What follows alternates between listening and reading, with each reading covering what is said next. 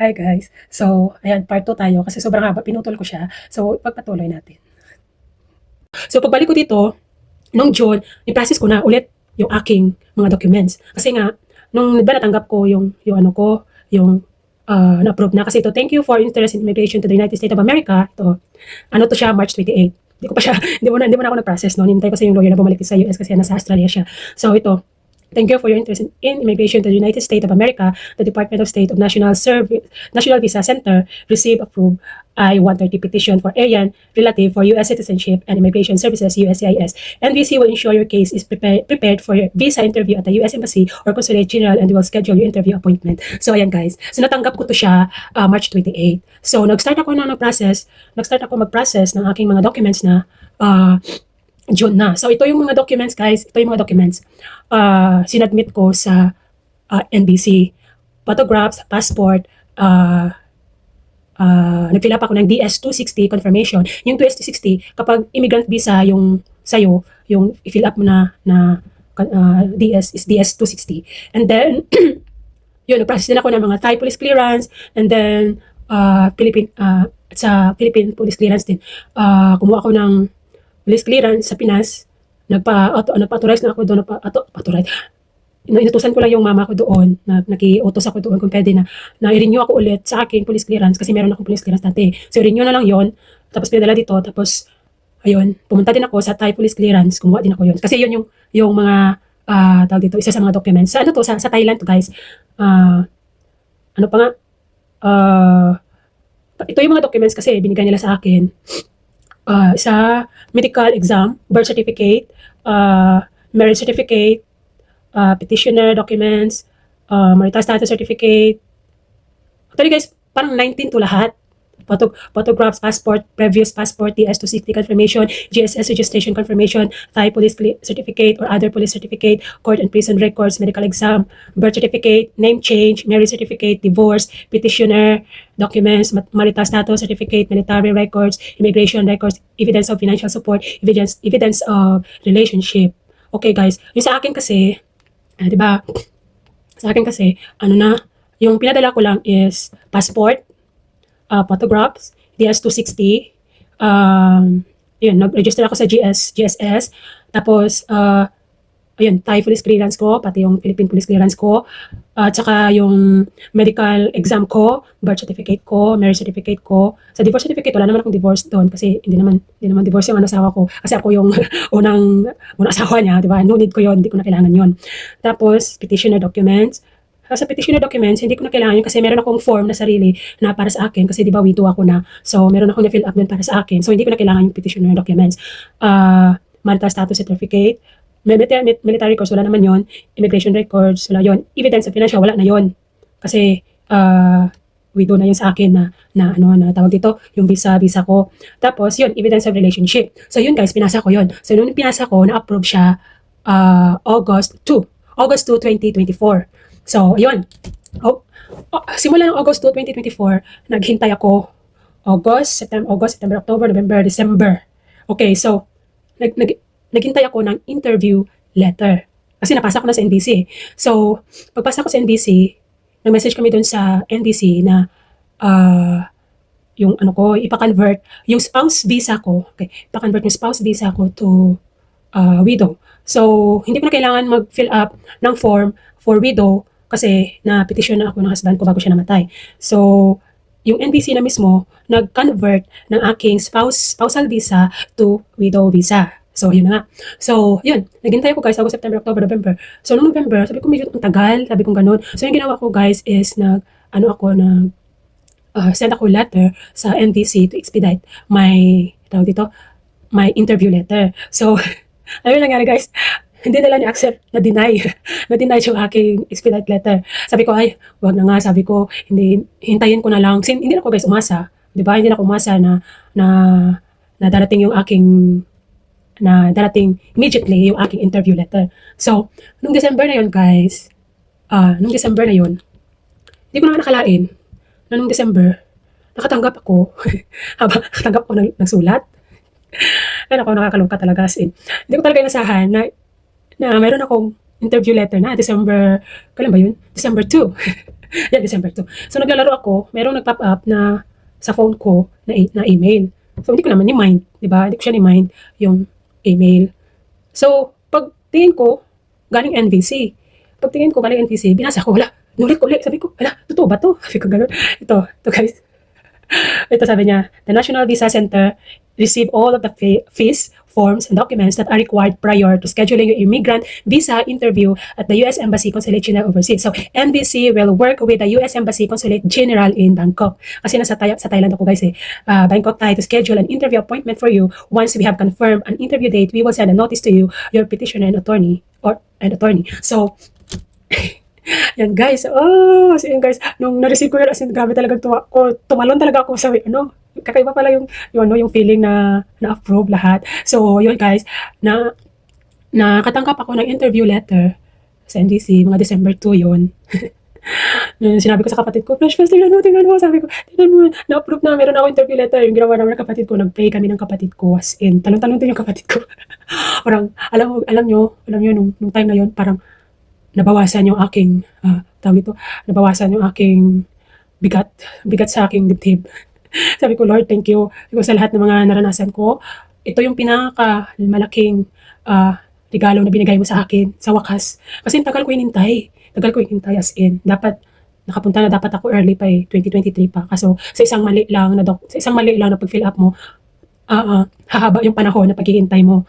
So, yun guys, yung interview ko is February. Sila na mismo nag-appoint ng aking interview. So, yung ginawa ko guys, kasi nga yung interview ko is February 3 sa US Embassy, December pa lang, pumunta na ako doon sa Bangkok. Doon ako tumutulog kay Regine.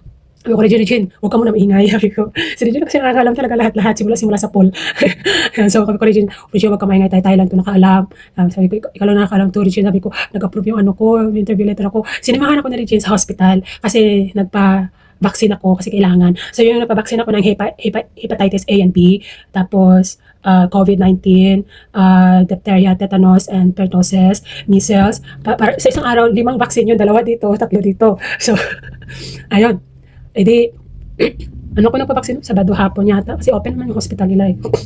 Ayun. So, yung next ko, pagbalik ko sa Ubon, yung next, nagpa-appointment ako sa hospital. Kasi yung embassy, meron silang pinapapili sa 2 hospital na kung saan pwede ka doon magpa-medical exam. So, yung pinili ko is Bumrungrad International Hospital. Kasi yung isang hospital is napakamahal, very expensive yung nila, yung bill ba. So, ito, yung Bumrungrad, it's hindi gaano kalaki yung gasto. Hindi ko alam kung magkano nakalimutan ko kung magkano yung nagasto ko lahat doon sa medical ko. So, yun. January, bumalik ako ulit kalimutan ko na guys kung anong date yun. Basta, mga January, bumalik ako ulit doon sa may Bangkok. Doon ako pumunta sa Bumrungrad International Hospital. Nagpa-medical examination ako doon. At saka, noong February, nung malapit na yung interview ko, guys, pumunta ako muna sa may hospital at kunin ko yung mga ko doon. Kunin ko yung aking mga documents. Ayan. So, nandito nga dala ko nga sa mga documents. So, ayun. So, negative naman lahat. Mga TB ko, lahat. Pero may dinagdag sila sa akin na vaccine na wala doon sa record ko. Ang dinagdag nila na vaccine sa akin is influenza. So, isa yun sa mga vaccine na dinagdag sa akin doon sa hospital na yun. So, ayun guys. Noong February 3, interview ko. Ayan. Doon ako ulit kay Regina tulog. So, February 3, 2025. Ayan. February 3, 2025. Interview ko na. So, sa labas kami. Yung mga tourist, yung mga nag-apply ng tourist visa, doon sila sa loob. So, yung mga immigrant visa, nasa labas lang, so doon kami nakaupo. Kunti lang kami. So, yung sa akin na mga pangalan, doon ako sa unang consulate. Thai siya yung nag-interview sa akin. Tinanong ako ng mga documents ko, tapos kinuha yung mga picture ko, tinanong ako kung ano yung work ko, tinanong din ako kung anong yung country na aking pinuntahan, tinanong din ako kung saan ako nag-work, anong mga country na work ko, ganun. Kung ano yung na-fill up mo sa DS260, yun din itatanong sa'yo. So, nasagot ko yun lahat. So, first interview yun. Binigay ko na yung mga documents ko doon, original, binigay ko din sa kanila. So, pangalawa, last na yun. Yun yung talagang, yung puti, nag-interview sa akin, yung foreign. So, yun. Yung interview sa akin, sa ko yan kasi sa may US Embassy, Thailand. So, yung interview na sa akin, una is, my name. Tinanong yung name ko, birthday ko, tapos yung name ng husband ko. It's all about me and my husband. Tinanong yung name ng husband ko, birthday ng husband ko, tapos tinanong kung saan ako uuwi dito sa US. Sinabi ko rin yung address, tapos kung sino uuwian ko dito, sinabi ko din yung pangalan ng mom-in-law ko. Tapos tinanong niya ako kung ilang beses daw ako kinasal, at saka yung husband ko. Sinagot ko din. Tapos tinanong din ako kung saan ko daw na met yung husband ko. Sabi niya, where did you meet your husband? Oh, I met my husband in Adventist online. Sabi ng ng consulate, wow! Sabi niya gano'n.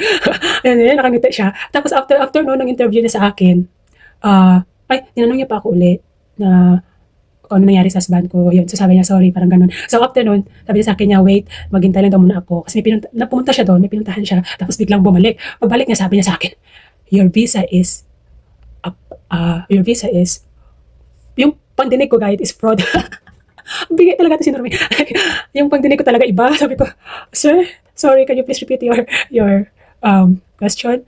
Tapos hindi pala yung question. Sinabi niya pala na approve na pala yung visa ko. Sabi niya, your visa is approved. Sabi ko, really sir? Sabi ko, ganun. Ayun, tuwa ako. Sabi ko, sir, thank you so much. Sabi ko, ganun. Tapos sabi niya, congratulations, sabi niya sa akin. Yun, tapos sabi ko, okay na po lahat, sir. Sabi niya, okay na daw lahat. Tapos sabi niya, hintayin ko na lang daw yung ano ko. Kasi kinuha na yung passport ko eh. Kinuha na yung passport ko. Teka lang, ipakita ko sa inyo. Okay guys, ito na pala yung passport ko.